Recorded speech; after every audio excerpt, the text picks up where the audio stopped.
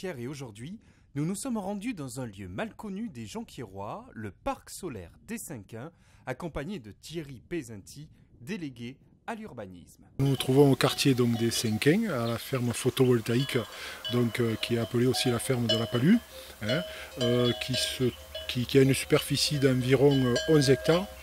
Donc il se trouve que ce site avait plusieurs particularités, c'est-à-dire c'est une ancienne carrière qui a été exploitée pendant des années, dont le trou béant a été bouché parce qu'il a été aménagé en une décharge à ciel ouvert. Donc dès 2008, nous avons un petit peu municipalité, nous avons réfléchi un petit peu aux possibilités de réhabilitation que nous imposait donc l'État.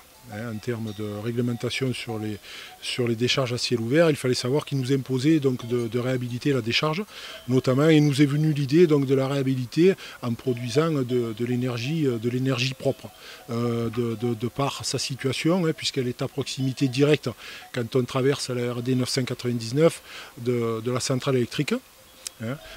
Avec un très léger impact visuel, notamment de la route, on ne la voit quasiment pas. Alors, qui dit parc photovoltaïque dit production d'électricité.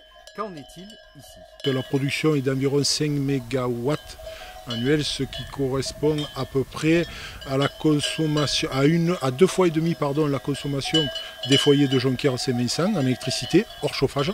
C'est quand même relativement intéressant.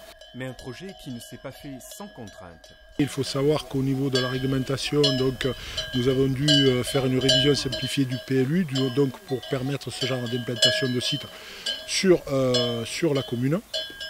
Nous avons été impactés aussi par la loi sur l'eau, la loi notamment du PPRI, qui a aussi grévé le projet puisqu'ils ont été obligés donc, dans leurs études de rehausser les supports, notamment des panneaux photovoltaïques. Mais les panneaux photovoltaïques ne sont pas les seuls occupants de ce parc.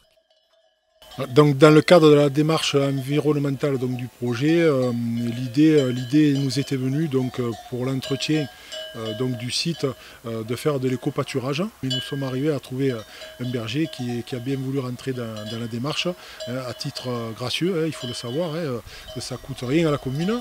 Mais l'éco-pâturage, c'est quoi?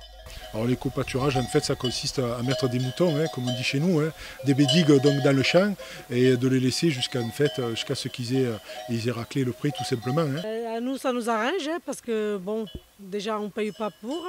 On ne paye pas les terres, ça nous arrange beaucoup. Sur place, il y a 350 à peu près. 350 mères, oui. Quelques béliers. Alors, il faut le dire, la configuration technique du parc se prête parfaitement au pâturage. En effet, si l'on regarde la présence des panneaux photovoltaïques ne représente seulement qu'un tiers de la surface du terrain. Ils sont ancrés au sol par un système de pieux, donc il n'y a pas de massif en béton, il n'y a pas non plus de construction en dur, encore moins de personnel sédentaire présent en permanence sur le site.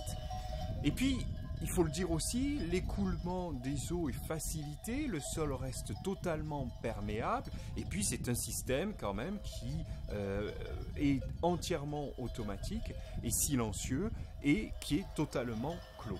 L'éco-pâturage est donc bien une démarche écologique et si vous êtes propriétaire d'un terrain d'au moins 4 hectares, sachez que le berger peut venir gratuitement chez vous, rapprochez-vous de la mairie.